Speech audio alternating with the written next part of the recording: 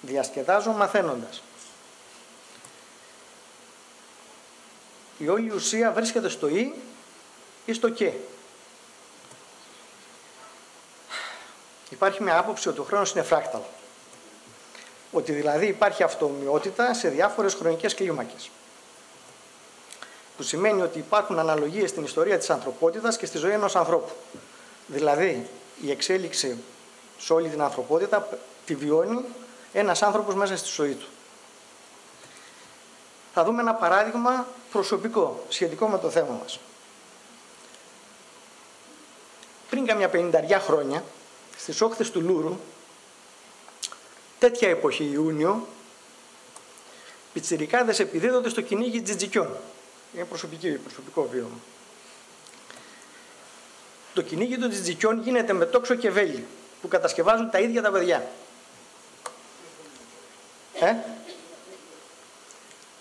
Δεν είναι, Βουσμάνος είναι. Αλλά στην ίδια κατάσταση ήμασταν.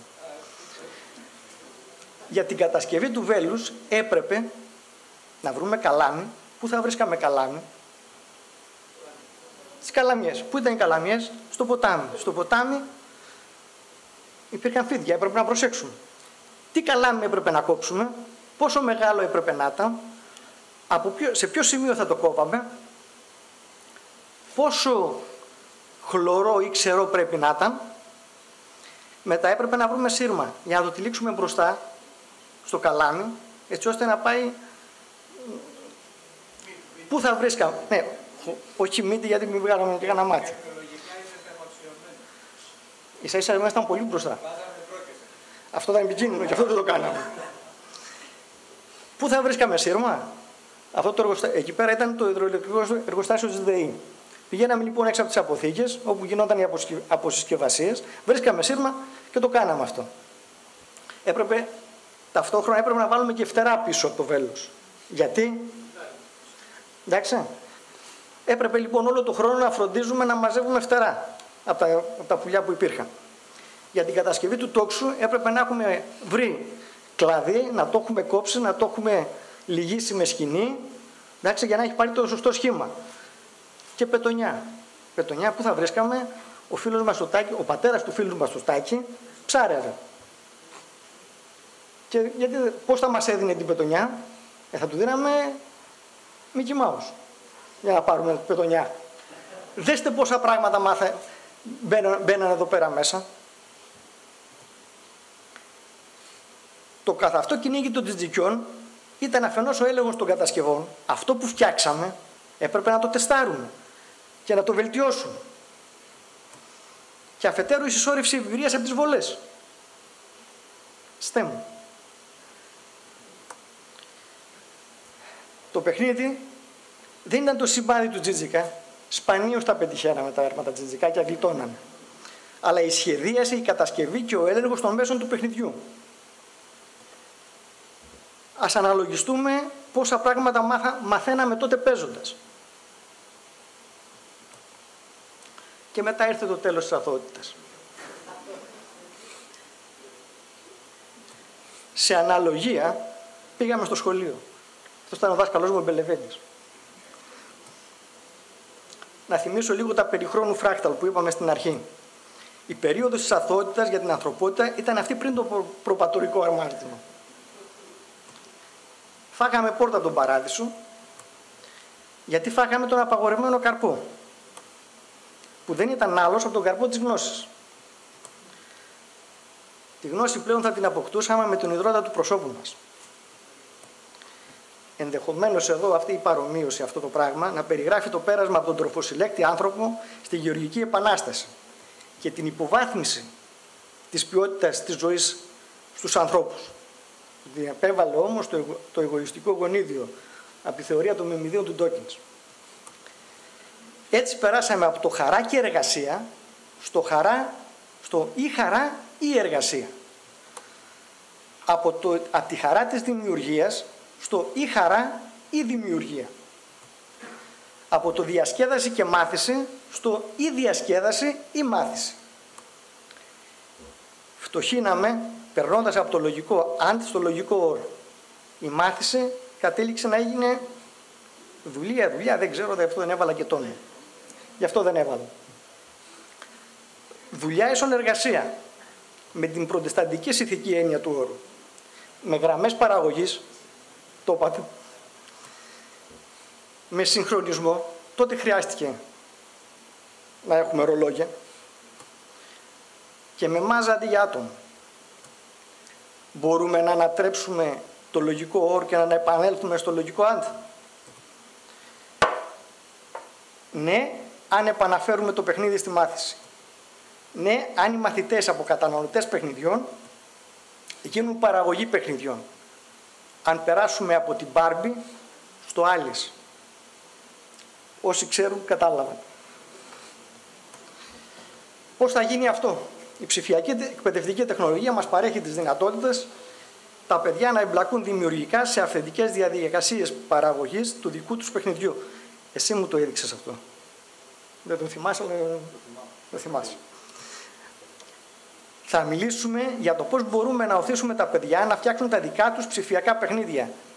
Η όλη πληροφορία σε αυτό εδώ είναι σε αυτή τη σανίδα. Είναι χειροποίητο. Δεν το έχει φτιάξει η εταιρεία.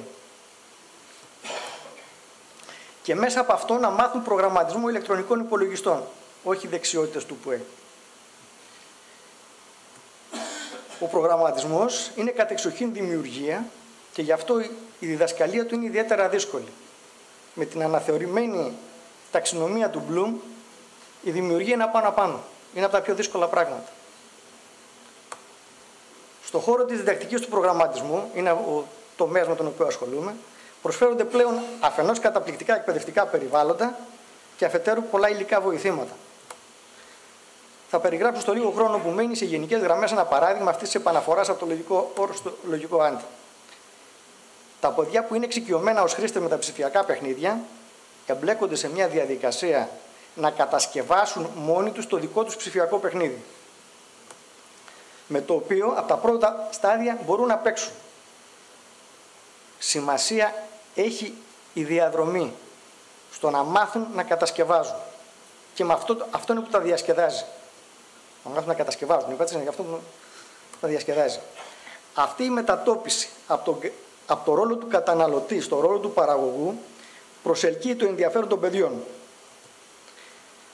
Όλη η διαδικασία βασίζεται στην κατασκευή υπομορφή project ενός ψηφιακού παιχνιδιού όπου τηλεχειριζόμενα ψευδορομπότ λόγω κρίσης, γιατί δεν έχουμε λεφτά να αγοράσουμε κανονικά ρομπότ,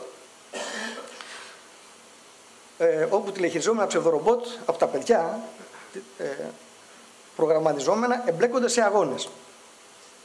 Τα παιδιά λειτουργούν σε ομάδες ανάλογες με τη Φόρμουλα 1, σε συναγωνισμό στο εσωτερικό της ομάδας και ανταγωνισμό μεταξύ των ομάδων και μέλημα τη βιωσιμότητα του παιχνιδιού.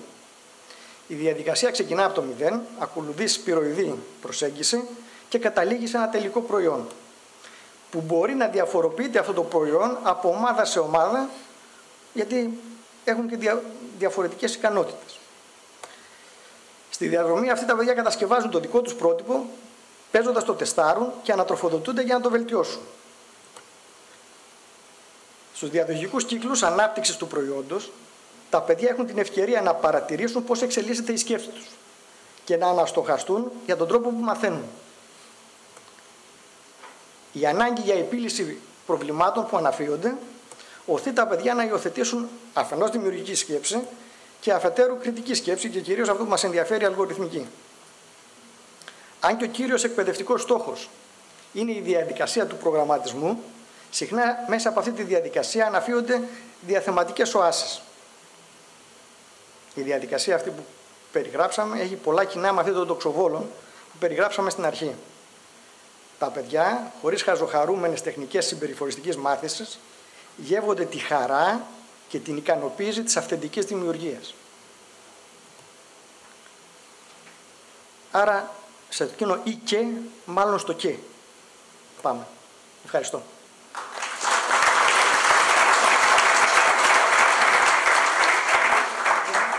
Κύριε Γαδιά, όλα αυτά τα ωραία τα κάνετε πού? Αυτά τα ωραία τα έκανα με μια ομάδα μαθητών του 5ης και 6ης Δημοτικού. Ναι. Ακούγομαι? Τώρα ναι. Ναι. Με μια ομάδα ομάδα 5η και 6η Δημοτικού, εθελοντικά κάθε Σάββατο στη Νέα Μάκρη. Και τα παιδιά τώρα έχουμε το Σάββατο την τελετή αποφύτησης. Και ρωτάνε τι θα κάνουν. Στο πλαίσιο του σχολείου του κανονικού δηλαδή. Όχι, κάθε Σάββατο. Παίζαμε. Παιχνίδι. Ναι, ναι. Παίζαμε. Παίζαμε ναι, και τον εαυτό σας μέσα, το καταλαβαίνω απόλυτα. Ναι. Και τα παιδιά ρωτάνε τι θα κάνουμε του χρόνου. Μάλιστα. Τα επόμενα ρομπότ, ίσως. Έχουμε απειρία πραγμάτων. Τα παιχνίδια δεν είναι τσάντλου. Η φαντασία στην εξουσία. Να είστε καλά.